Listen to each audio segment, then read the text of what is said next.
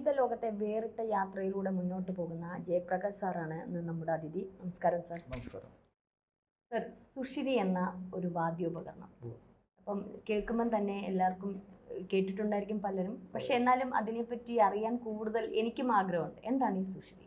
സുഷിരി എന്ന് പറയുന്നത് ലോകത്തെ ഏറ്റവും ചെറിയ സംഗീതോപകരണമാണ്. അത് ചന്ദന തടി കൊണ്ടാണ് അത് നിർമ്മിച്ചിട്ടുള്ളത്. അത് സുഷിരങ്ങളാണ് അതിലെ പ്രധാനപ്പെട്ട ഭാഗം.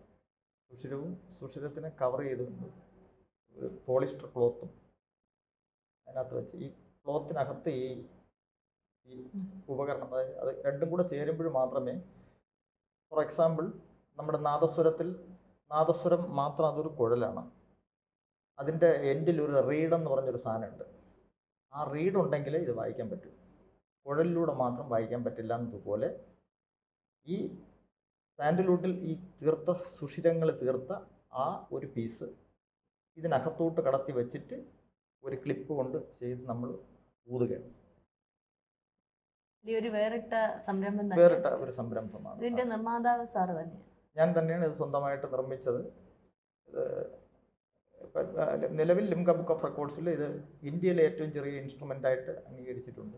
ഇന്ത്യയിലെ ഏറ്റവും ചെറുതായിട്ട്.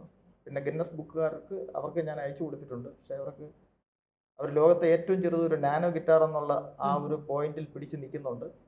അവർക്ക് നാനോ ഗിറ്റാർ എന്ന് പറയുമ്പോൾ നമ്മുടെ മനുഷ്യർക്ക് കണ്ണുകൊണ്ട് കാണാനോ കാതുകൊണ്ട് കേൾക്കാനോ മൈക്രോസ്കോപ്പിക് ഗിറ്റാറാണ്. മൈക്രോസ്കോപ്പിലൂടെ നോക്കിയാലേ ഒരു ഗിറ്റാറിനെ കാണാൻ പറ്റുള്ളൂ എന്ന് അവർ അവകാശപ്പെടുന്നത് ഗൂഗിളിൽ നോക്കുമ്പോൾ ഇന്റർനെറ്റിൽ അവൈലബിൾ ആണ്. അത് പ്ലേ ചെയ്യുമെന്നൊന്നും അറിയില്ല.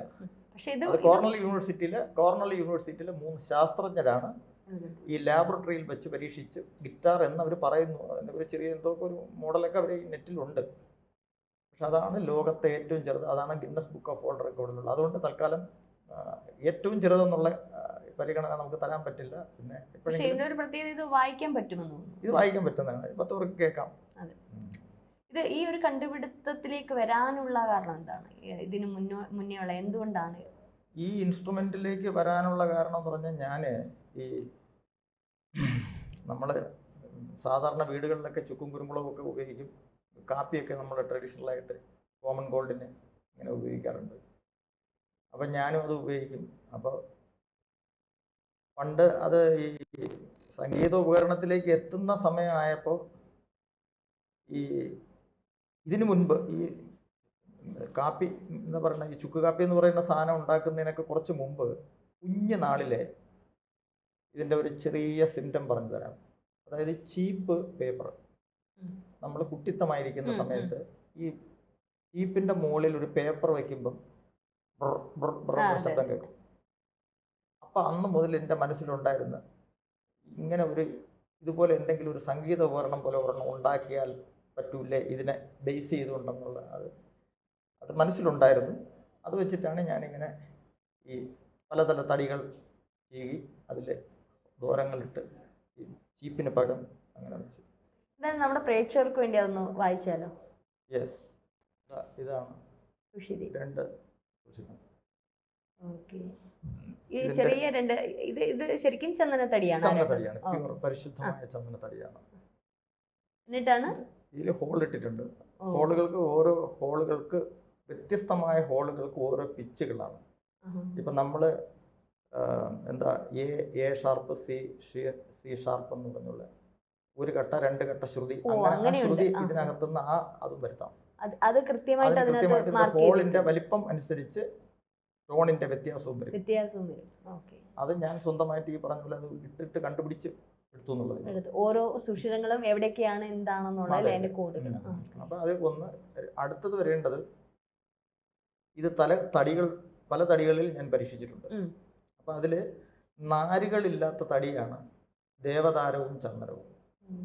അപ്പൊ ഞാൻ ഈ ഔഷധവുമായി ബന്ധപ്പെട്ട ആളായതുകൊണ്ട് ഈ ദേവദാരത്തിലാണ് ആദ്യം ഇത് ഉണ്ടാക്കുന്നത്. അതിൽ നാരുകളില്ല. മറ്റു തടികളിലെല്ലാം ഇട്ടി, തേക്ക്, മറ്റുള്ള എന്ത് തടികളാണെങ്കിലും അതിലെല്ലാം നാരുകളുണ്ട്. അപ്പോൾ അതിൽ നമ്മൾ സുഷിരം ഇട്ട് കഴിഞ്ഞാൽ അത് കീറിപ്പോവും. ചന്ദനത്തിൽ മാത്രം, ചന്ദനമാണല്ലോ നമ്മൾ നെറ്റിയിൽ ഉപയോഗിക്കുന്ന ചന്ദനം ഉരച്ചാണ് ഉപയോഗിക്കുന്നത്, അതിൽ നാരുകളില്ല. അപ്പോൾ അതിനാണ് ശരിക്കും ഈ ഹോളുകൾ, എത്ര ചെറിയ ഹോളുകൾ വേണോ ഷാർപ്പായിട്ട് ഇടാൻ പറ്റും. അതാണ് ലാസ്റ്റിൽ ഈ ചന്ദനം ഇതിലേക്ക് എത്തിയത്. ഇതിനു മുമ്പ് പല തടികളും പരീക്ഷിച്ചിട്ടുണ്ട്. പല തടികളും പരീക്ഷിക്കുമ്പോൾ അത് ഉണ്ടാക്കിയെടുക്കാൻ പറ്റില്ല. ചന്ദനത്തിൽ മാത്രമേ ലാസ്റ്റ്, അല്ലെങ്കിൽ ദേവതാരം.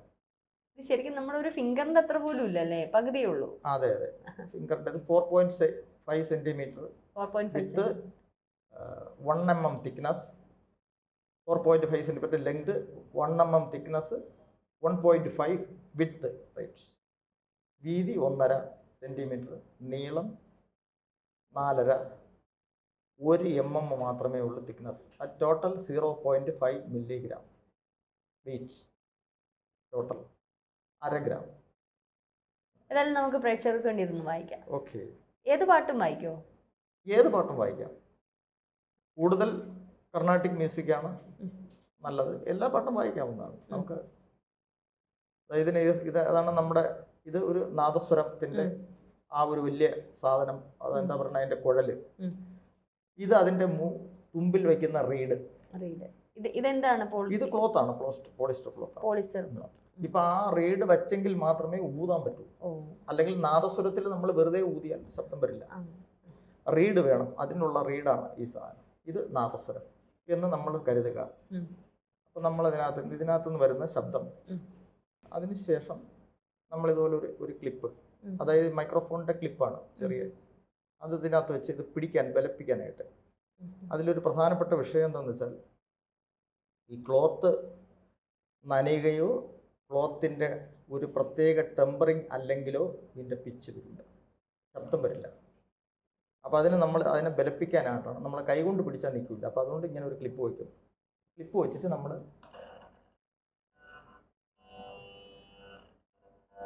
ശ്രുതി ബോക്സ് വേണം. ഇതിപ്പോൾ 5 ഘട്ട ശ്രുതിയാണ് ഇതിന്.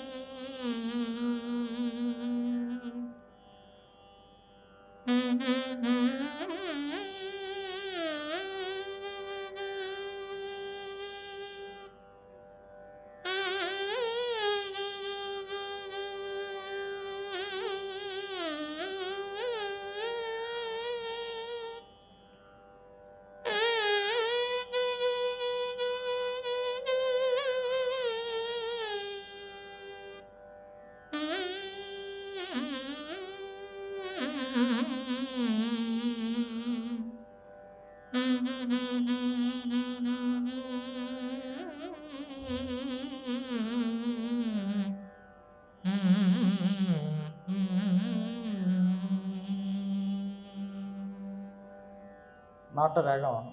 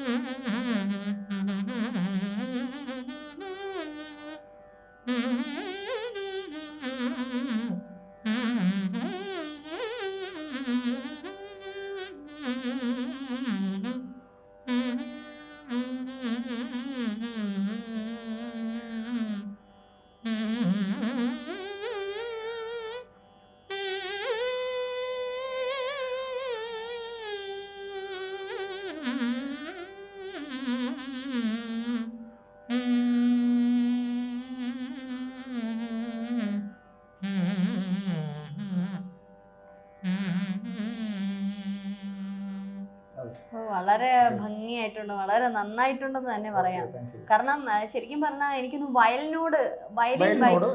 വളരെ സാമീപ്യമുള്ള ക്ലാർനെറ്റ്, അതെ അതെ, അതേപോലെ നല്ല എന്ന് വെച്ചാൽ നമ്മൾ ഒരാൾ പാടുമ്പോ എങ്ങനെയാണ് അതുപോലെ നമുക്ക് ശ്രദ്ധിച്ചിരിക്കാൻ പറ്റുന്ന രീതിയിൽ. ശരിക്കും പറഞ്ഞാൽ ഇതൊക്കെയാണ് കലാകാരൻ എന്ന് പറയുന്നത്, കണ്ടുപിടുത്തം എന്ന് പറയുന്നത്. മാത്രമല്ല ഇത് നമുക്ക് വായിക്കുന്നതും സ്ട്രെയിൻ ആണ്. ഓക്കെ. സാറ് കർണാട്ടിക് മ്യൂസിക് പഠിച്ചിട്ടുണ്ടോ? മ്യൂസിക് ഞാൻ പഠിച്ചിട്ടില്ല. ഈ അതിൻ്റെ ഒരു സത്യം എന്ന് പറയുന്നത്, ഈ സംഗീതം, ഇത് ഞാൻ ആദ്യമായിട്ട് തന്നെ ഈ സംഗീതത്തിലേക്ക് കടക്കുമ്പോൾ ഈ ഉപകരണം തന്നെ തരുമ്പോഴാണ് ഞാൻ യഥാർത്ഥത്തിൽ സംഗീതത്തിലേക്ക് വരുന്നത് എന്ന്. അപ്പോൾ ഞാൻ ആദ്യം പറഞ്ഞുവല്ലോ, പ്രകൃതിയിൽ നാം മനുഷ്യൻ അറിയാത്തതായ ഇനിയും ഒരുപാട് കാര്യങ്ങളുണ്ട്, നമ്മൾ അറിയാത്തതും കാണാത്തതും ഒക്കെ.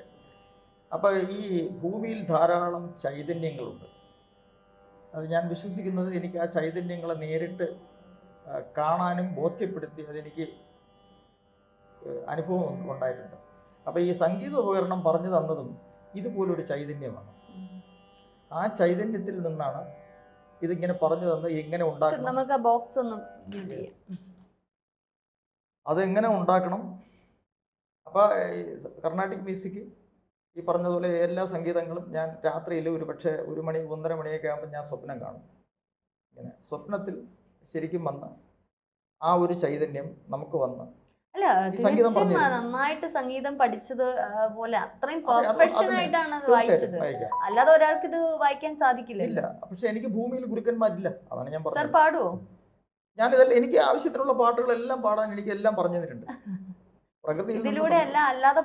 അല്ലാതെ പാട്ടുന്നതിന് എനിക്ക് വോയിസ് പോരാ, ആ പാട്ട് പോരാ.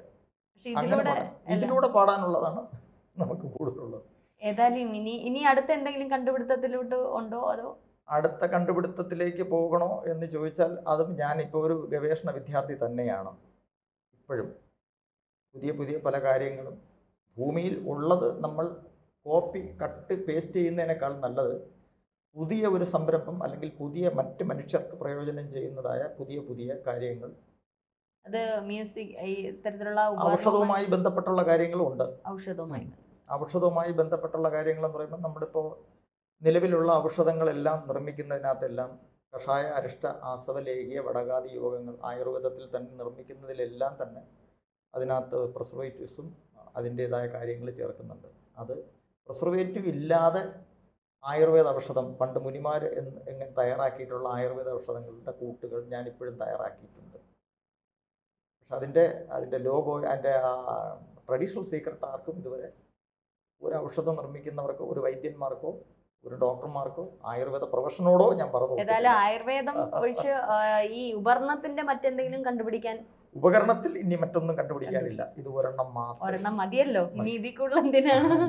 ഏതായാലും വളരെ നന്നായിട്ടുണ്ട് സാറ്, വളരെ നന്ദി. കാരണം ഇത്തരത്തിൽ എനിക്കും ഈ ഒരു ഉപകരണം പരിചയപ്പെടാൻ, നമ്മളൊക്കെ ഇപ്പോൾ ലിംഗ ബുക്ക് ഓഫ് റെക്കോർഡൊക്കെ കിട്ടി എന്ന് പറയുമ്പോൾ നമ്മളെ ദൂരെ നിന്നേ കാണും. പക്ഷെ എനിക്ക് ഇത്തരത്തിൽ അടുത്തറിയാനും അടുത്ത സാറിനോട് പരിചയപ്പെടാനും സാധിച്ചു. വളരെയധികം നന്ദി. Thank you.